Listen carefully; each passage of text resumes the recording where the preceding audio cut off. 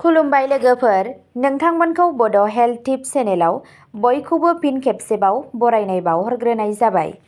आं दिनै नोंथांमोननि सिगाङाव सिं एबा सिनस्रि सानायनिफ्राय रैखा मोननो थाखाय मा खालामनो हायो बेनि बागै भिडिअ लानानै फैदों। आसा खालामो नोंथांमोना भिडिअखौ नायना मोजां मोनगोन।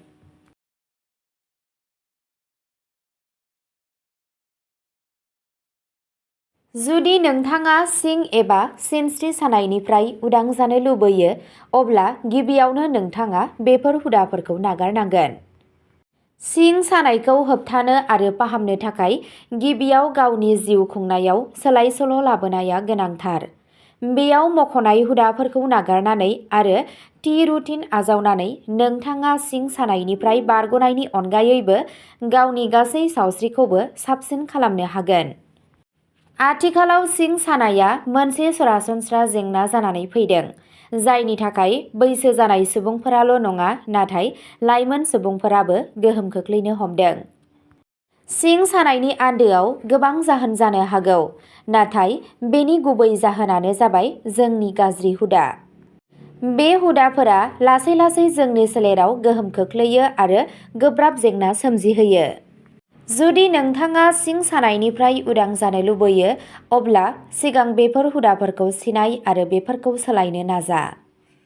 फै जों मिथिनि दि नोंथांनि सिंनि सावस्रिखौ साबसिन खालामनो थाखाय नोंथाङा बबे हुदाफोरखौ नागारनो हायो।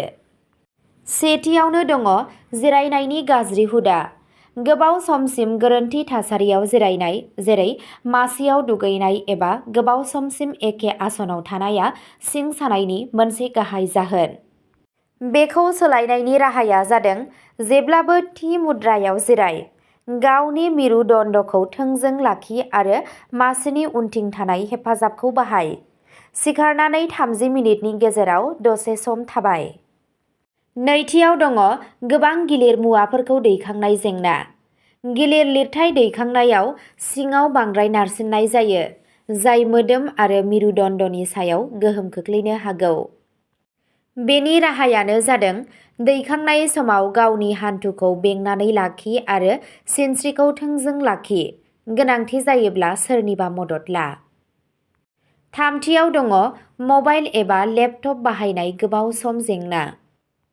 गाज्रि आसन गोनां मबाइल एबा लेपटप बाहायनाया गोदोना आरो बिखुंनि गाहायनि बाहागोआव नारसिन होयो, जायखौ टेक्स्ट नेक सिन्ड्रम होनना मिथिनाय जायो।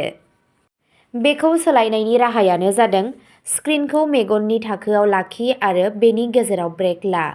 गोदोना आरो बिखुंनि गाहायखौ स्ट्रेच खालामनाय एक्सारसाइज खालाम। ब्रैथियाव दङ देहायारि मावथायनि आंखाल। सानसे जिरायनाय आरो सम-सम ब्याम खालामाब्ला रोदाफोरा लोरबां जानो हागौ, जायनि जाहोनाव सिनस्रि सानाय जायो। बेनि राहायानो जादों नेमबादियै रेजें एक्सारसाइज एबा यगा खालाम।